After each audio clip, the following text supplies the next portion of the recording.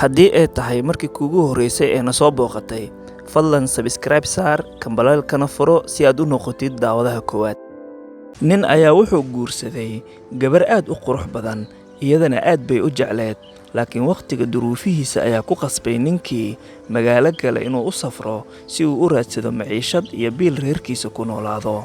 Ninkii inta uusan bixin waxa uu raadiyey cid uu kaga tago gabadhii uu aadka u jeclaa, waxa uuna go'aansaday inuu kaga tago walaalkii. Arrinkii ayuu walaalkii u bandhigay, wuuna kaga tegay reerkii, wuxuuna u kicitimay halkii uu hamigiisa ahaa. Waxaa iska socday maalmaha iyo habeenada, waxaa ninkii gabadha quruxda badnaa lagaga tegay uu go'aansaday inuu ku qasbo gabadha inuu faro xumeeyo, wayse diiday. Waxa uu ugu hanjabay haddii ay diido inuu ku fadeexayn doono ninkeeda oo uu war uga sheegi doono, laakiin taasna way ku gacan saydhay oo waxay tiri ku dheh walaalka waxaad doonto, aniga Ilaahay baa wakiishay oo igu filan, waxayna tala saaratay Ilaahay subxaanahu wa tacaala. Tani waxay tusaale u tahay iimaanka muuminka dhabta ah. Waxaa soo noqday ninkeedii, waxaana uu ku yidhi walaalkii, war heedhe walaal, gabadhii aad igaga tagtay waan ka jiifsan waaye oo aniga unbay doonaysaa inay i qabsato intaad naga maqneed. War iska fur gabadhu, waa gabar xune. Waxay doontay inay dooddeeda furto, laakiin ma uusan dhegaysan ninkeedii, wuxuuna ku yidhi waan ku furay. Waxa uu ku dhahay iska tag, waad furan tahay. Waxay ka dhaqaaqday halkii ay taagneed, waxayna u jeesatay halkii ay xigtadeedii ku ogeyd. Waxay soo lugeysay dhul qarfa ah, waxayna soo dhex jibaaxday buuro iyo saxaro.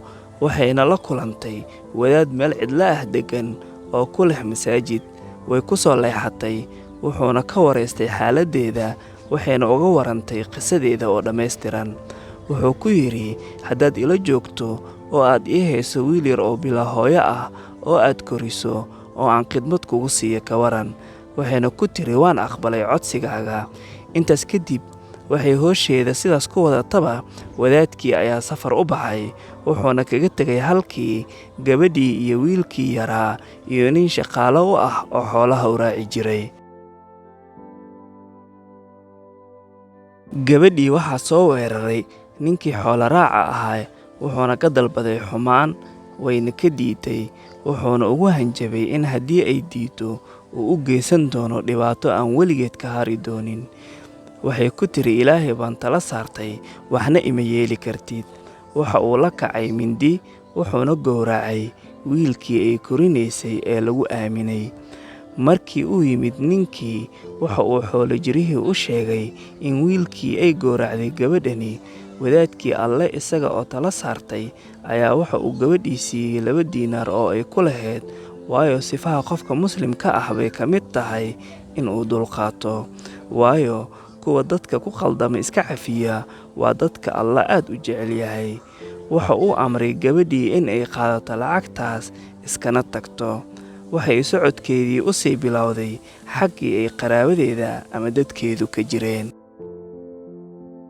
Waxay iyadoo dariiqa ku guda jirto la kulantay nin dad badani budh la dhacayaan, markaasay ka naxday oo u naxariisatay oo ku tiri maxaad u dilaysaan oo uu idin yeelay.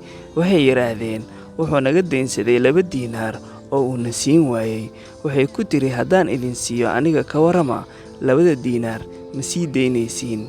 Ha ayay uga jawaabeen, lacagtii ayayna siisay, kuna tiri miskiinkan sii daaya. Waxa ay ka sii daysay kooxdii, waxa uuna ninkii ku farxay samafalka ee u samaysay gabadhani, waxuuna la sii sheekaystay cabbaar oo ka waraystay xaaladdeeda oo dhan. Waxa uu u soo jeediyey inay israacaan oo rafiiqaan si ay uga fogaadaan dadkan sharta badan, una aadaan dadka khayr badan iyo dhul wanaagsan. Waxa ay yimaadeen xeebtii, waxayna arkeen doon baxayso, waxayna yidhaahdeen aynu korno doontan. Waxay ku tiri ragga ayaa hor kora kor. Waxay diidaysay marka ay doonta korayso inuu ka dambeeyo oo uu u muuqdo jirkeeda. waxaa hor koray ninkii, waxa uu si gaara ula faqinaa quudihii doonta waday, wuxuuna ku yidhi, ma arkaysaa gabadha iga dambaysa? Haa, wuu ugu jawaabay ninkii.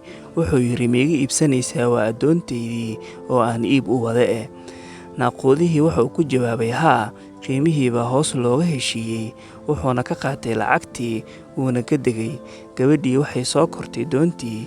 Markii doontii dhaqaaqday ee badweynta ay marayso, ayaa naaquudihii iyo kooxdiisii u yeereen gabadhii. Gabadhii oo yaaban ayaa ku tiri, maxaa dhacay? Waxay ka caroodeen hadalkeeda, wayna ku soo boodeen mar qura, iyaga oo leh, miyaanad ahayn addoontayada? Gabadhii ayaa tiri, addoon maxay ah? Kooxdii doonta ayaa uga warramay qisadii ninkii, waxayna yidhaahdeen, maadaama aanu ku iibsannay, waa inaad noo samaysaa wax walba oo xumaan ah. Waxayna aragtay halku xaal marayo, waxayse mar walba xasuusneed in Ilaahay yahay kan qudha ee u heelin kara, waxayna arrinteeda mar kasta u dhiibatay Ilaahay. Gabadhii waxay ku ducaysatay, Ilaahu kuma caasin karo, Ilaahu faraj degdeg ah baan kaa tuugayaa maanta. Waad og tahay waxa laabteeda ku jira, inaan weligay u bareerin macaasidaada. Mar qura ayaa doontii gariirtay oo la ruxmatay, qoladii tuugada ahaydna dib u fariisteen. Doontii waxaa qaatay oo rogay mowjadaha, halkaasna waxaa ku hobtay dhammaan raggii xumaanta isku raacay. Ilaahay addoonkiisa fiican ee arrinkiisa u tala saarta, Ilaahay ayaa kaalmeeya gabadhii waxaa u soo go'ay qori loox ah, waxayna dusha ka kortay qorigii oo gaarsiiyey xeebta. Ilaahay wuu kaalmeeyaa muumin kasta oo tala saarta waxaa arkay looxu gabadhu saaran tahay boqor muslim ah oo dalxiis u joogay xeebta. Wuxuu amray in la soo badbaadiyo gabadha. Markii loo keenayna, waxa uu ka waraystay xaalkeeda, waxayna uga warantay nolosheeda bilow ilaa dhammaad. Wuxuu aad uga naxay qisooyinka xun ee soo maray, wuxuuna aad ugu tahniyeeyey taqwada iyo samirka ay u yeelatay dhibaatooyinka soo maray. Muddo yar kadib, waxaa guursaday boqorkii, waxayna u dhashay carruur magac ku yeelatay diinta Islaamka. Waxaa muddo kadib geeriyooday boqorkii, waxaana shiray madaxdii boqorka la talin jiray oo ku taliyey in loo caleemo saaro boqortinimada gabadhaas, waayo waxay ku barteen Alla ka cabsi badan iyo caqli wanaagsan. Waxa ay soo shiraysay dadkii waddankaas deganaa, kadib waxay ku dhex aragtay ninkeedii ugu horreeyey ee guursaday iyo walaalkiisa beenta ka sheegay, waxayna ku tiri, xaggaas u baxa labadiina. Mar labaad waxay aragtay wadaadkii iyo ninkii adhiga u raaci jiray ee beenta ka sheegay, waxayna tiri, labadiinana xagga u baxa. Waxay mar saddexaad aragtay nacaskii khiyaameeyey ee ay badbaadisay, haddana nolosheeda dib u iibsaday, kana iibiyey dad xunxun, waxayna tiri, xaggaas u bax. Waxay xukuntay labadii u horreeyey oo ku tiri ninkeedii u horreeyey, adigu wax muubsade ayaa tahay, iska tag, dembi kale ma lihide. Kii beenta ka sheegay oo ah walaalkii, waxay ku tiri, adigu waxaad gashay qalad oo been baad iga sheegtay, ee waxaa lagugu dhufanayaa 80 ulood. Mar labaad waxay wadaadkii ku tiri, adigu wax muubsade ayaa tahay, ceeb kale ma lihide, iska soco.